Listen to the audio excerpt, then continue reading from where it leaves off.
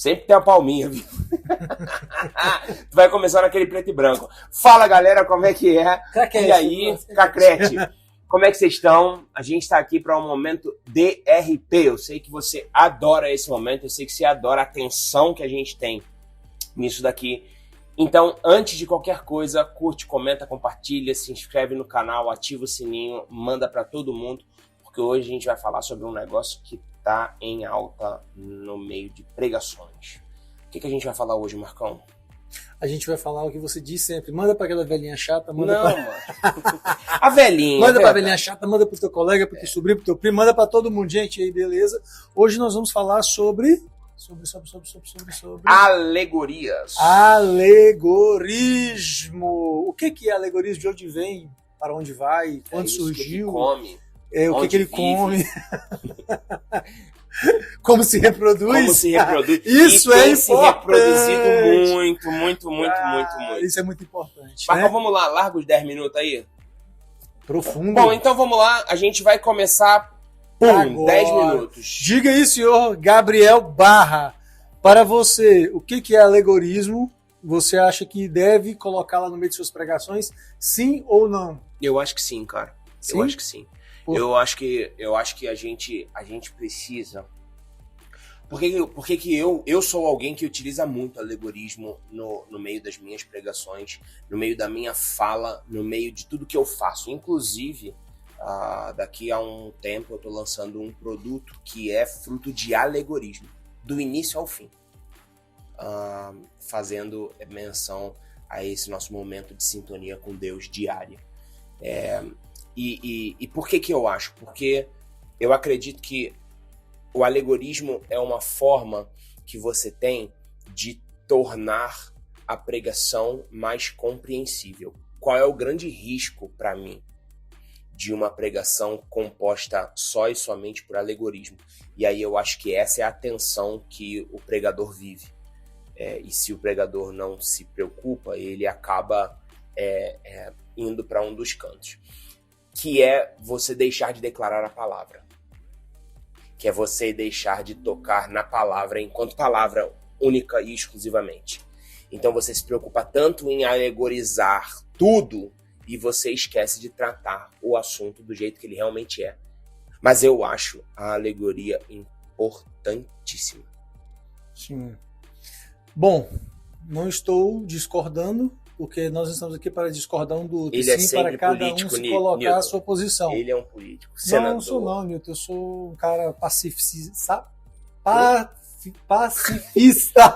Cara, que enrolada de língua. Eu sou um pacifista. Tá cheio de preto e branco, vai. Eu sou um pacifista. Mas é o seguinte, por exemplo, o que eu gosto de ressaltar quando eu sempre ouço falar sobre alegorismo? A gente sabe que o cristão dos primeiros séculos, eles eram totalmente quase que antissemitas em relação à visão de mundo dos judeus. E naquela busca, e a história vai nos ensinar que naquela busca por não ter a mesma visão de mundo que os judeus tinham, por não concordarem, por saberem que os judeus não tinham Jesus como o Messias, né? Esse povo vai começar a absorver a cultura helenística. E aí, absorvendo a cultura helenística, logo eles vão ter aquela visão do mundo platônica de que o mundo é apenas uma sombra de um algo maior. Quando eles olhavam para o mundo, absorvendo essa cultura platônica de que o mundo é apenas a sombra de um algo maior, eles vão começar a fazer interpretações dentro das escrituras, diferentemente dos judeus, e fazer uma interpretação de que as escrituras, elas tem que ser vista de forma alegórica, quer dizer, há um algo... Não, mas assim, historicamente... Não, mas nem todo mundo, você tem duas escolas. Mas historicamente, o que surge em relação ao alegorismo é que eu interpreto as escrituras de acordo com... Ela é sombra de um algo maior. Não, até aí eu não estou falando que está errada. Eu estou apresentando o que a história nos diz em relação a isso.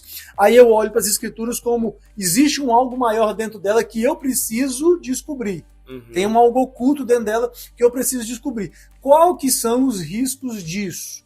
Eu já não leio ela de uma forma simples. Eu leio ela a partir de que isso que eu estou lendo não é o que ele quer dizer. Tem algo escondido aí dentro e eu preciso descobrir o que é isso. E como que eu descubro? Se eu for um cara que for muito santo, estiver mais perto de Deus, e aí eu começo a cair nas gaitadas que a igreja da Galácia caiu, que Paulo vai lá e exorta eles, e é o mesmo problema que a igreja de Corinto sofre.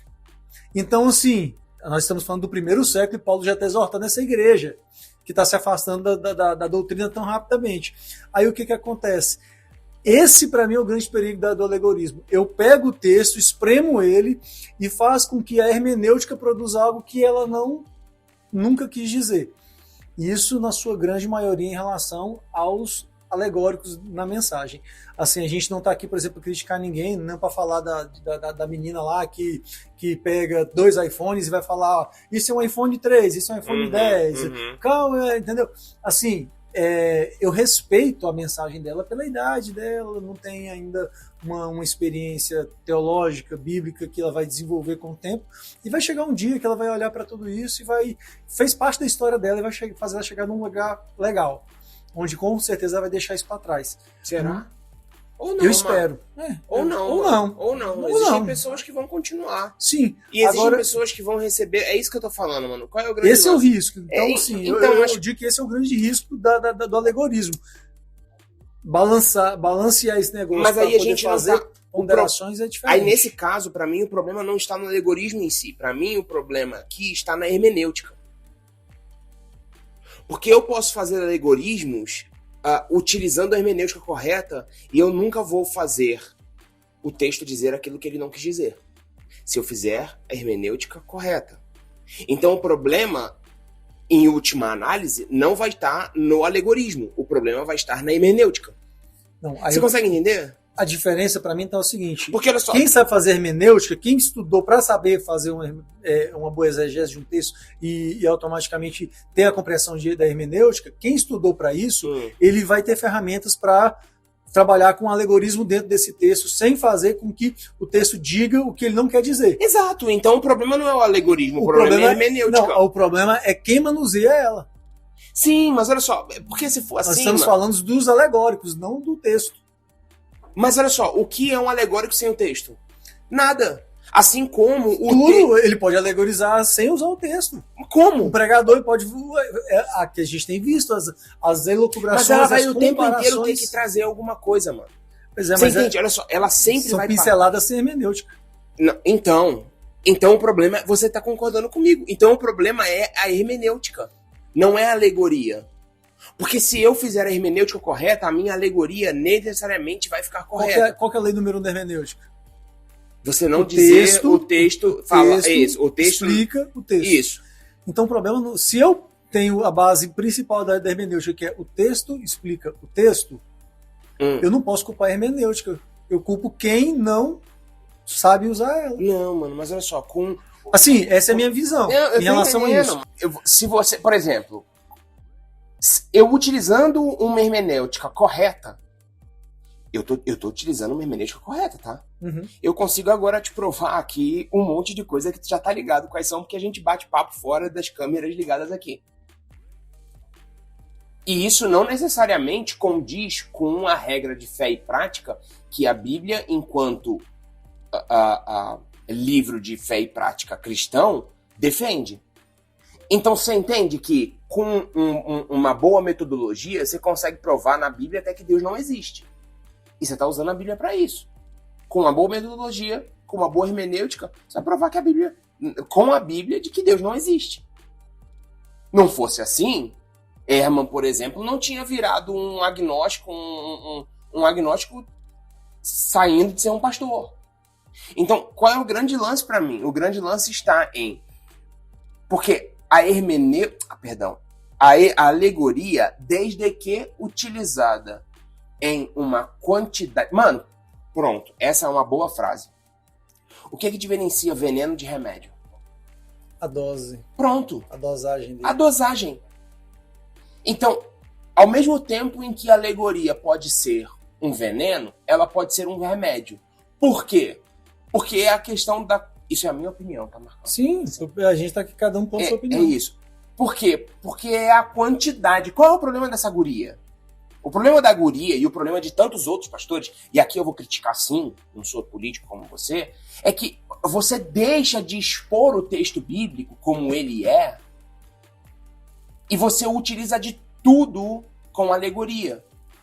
Eu não sei se ela fez hermenêutica, eu acho muito difícil que ela tenha feito, mas eu não sei. Mas o problema qual é? O problema é quando você só utiliza alegoria.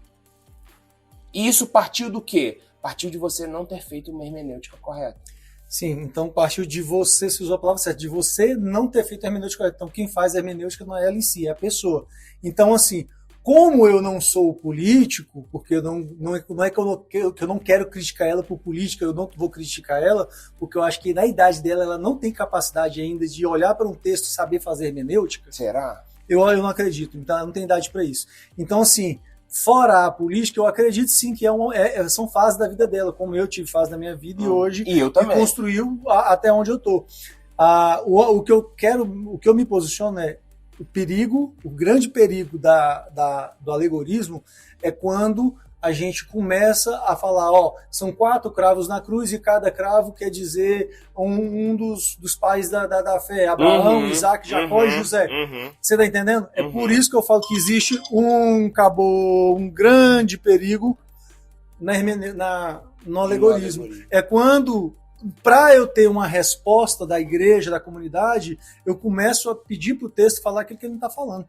Aí, meu amigo, aí eu volto achando que isso é um problema de aquele que acrescentar ou tirar, vai prestar conta com Deus. Você tá ligado à origem desse troço? Aliás, o que isso deu? Isso vai pra próxima. Vai pra próxima. Mas eu ainda continuo achando que esse ponto que você tá abordando, ele é de caráter hermenêutico, não alegórico. E eu continuo acreditando que esse ponto porque, de caráter individual, não hermenêutico. Só me responde uma pergunta. Você acha que Orígenes sabia fazer uma boa hermenêutica?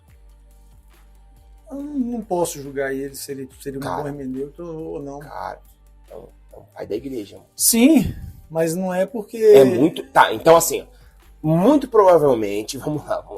Muito provavelmente Orígenes sabia fazer uma boa hermenêutica? 70% de certeza. De certeza. 70? Por que 70? Porque eu não dou. De 80 a 100, ninguém ganha. É mesmo? De você não... Eu não dou, ele não ganha de mim essa nota. Orígenes é um pai da igreja oriental e é um dos pais do sentido alegórico. Ele é um dos pais do sentido alegórico da teologia. Por isso que, a hora nenhuma, eu falei que o alegorismo é errado. Eu falei que ela é perigosa. Então, simplesmente então, isso. O lance é... Então, mas aí... Os argumentos que você propôs são argumentos que eu acho que estão muito mais ligados à hermenêutica em si do que à alegoria em si. Porque na minha visão, eu acredito que o grande problema não é a hermenêutica, e sim quem utiliza dela. Aí isso aí é só uma visão. Por exemplo, dentro daquilo que eu sempre estudei de teologia, eu acredito, a minha visão é o problema não está no texto que já está em si interpretado. Porque é a base principal da hermenêutica, o texto já interpreta o texto. Na minha visão, é quem se achega ao texto.